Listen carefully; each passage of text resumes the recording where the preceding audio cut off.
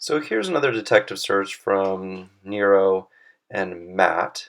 They asked me to take a look at this, so I'm happy to talk about what I see. It's really interesting because I own and ran the same search and we have the exact same video, so we can kind of see similarities and differences in the way that they search.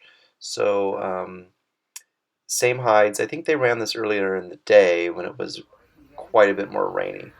You can see here at the start line, Matt's going to start Nero off leash, which is, I think, sometimes a good choice. And this time he had too much gas in the tank. You can see he caught her there, but his momentum just kept him going through this room.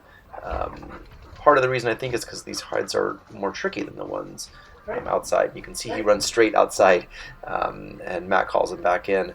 And Matt did a really nice job here at kind of not forcing him to, work in any particular section. You'll see that Nero starts working odor and then goes outside again, and Matt makes a good call of going out with him and letting Nero lead the search. He puts him on leash here, which I think is definitely the right move. As you can see, once he's on leash, he starts searching a lot better. So for a dog like Nero, I definitely think starting on leash, and then once he's searching really well, really smoothly, letting him off leash might be a good strategy to find those remaining hides. We've seen that work really well for them before. So one thing you'll see about Nero is sometimes he makes really quick decisions. That first hide, he did a really nice job sourcing, but that second one is super fast, and you'll see it again here with this elevated hide. I've said before that Nero is just a master at the elevated hide. You can see he caught odor there, and he's in odor all over here. And he does such a nice job at taking his time and really solving this puzzle. And Matt does a really good job supporting him throughout this whole process. So he's in odor all over here. You can see that it's wet and it's actually rainy here. So what's happening is that odor is sticking to all those raindrops, all those puddles, right? There's odor all over that sign thing. Matt does a great job at staying out of his way. You see that up, right? That gives you a real nice cue that he's trying to get up into the plane of the odor. And same thing that Iona does, he works it back to here, can't find source, leaves, comes back, right? And he eventually alerts up there. So this is what I really like to see, right? Like the dogs really, really taking their time to solve this puzzle to the best of their ability. It's a very, very cool hide that Carolyn said. It's a great puzzle for these dogs to solve and very solvable. So you can see that Nero's alert is when he stops working and then turns back and looks at Matt. So, the problem with the look back is that dogs can look back for a number of reasons. The key is that you see that your dog catches odor, right?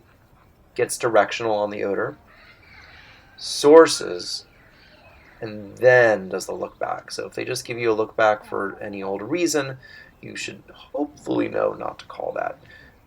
There, Matt just double called that stool. So a good practice is to say the number and also where the hide was. That can help you. So you can see he's searching a lot more cleanly here, but look at how quickly he makes this decision on this hide. So he doesn't actually source that hide all the way. You saw when Iona sourced it, she sourced it to that pink and white little thing on top of the toy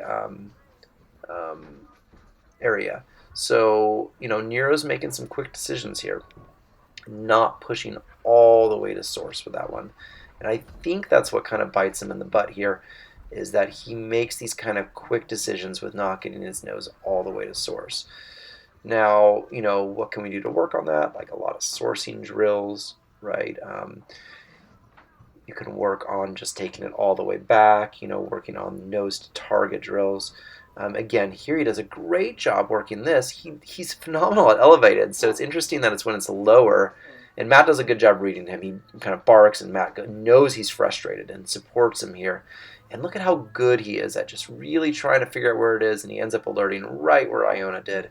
So a phenomenal job on that elevated, right? He's so good at elevated hides, it's crazy.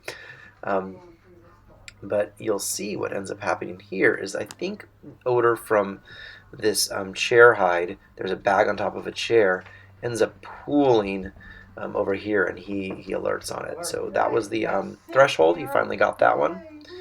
And it's interesting, you can see right about here his energy really starts to flag after this shake off. Watch, he starts moving a lot slower. I don't know if he thinks he's done with the room. I don't know exactly what's going through his brain, but you can see a big decrease in his speed right here. His mouth is open, right?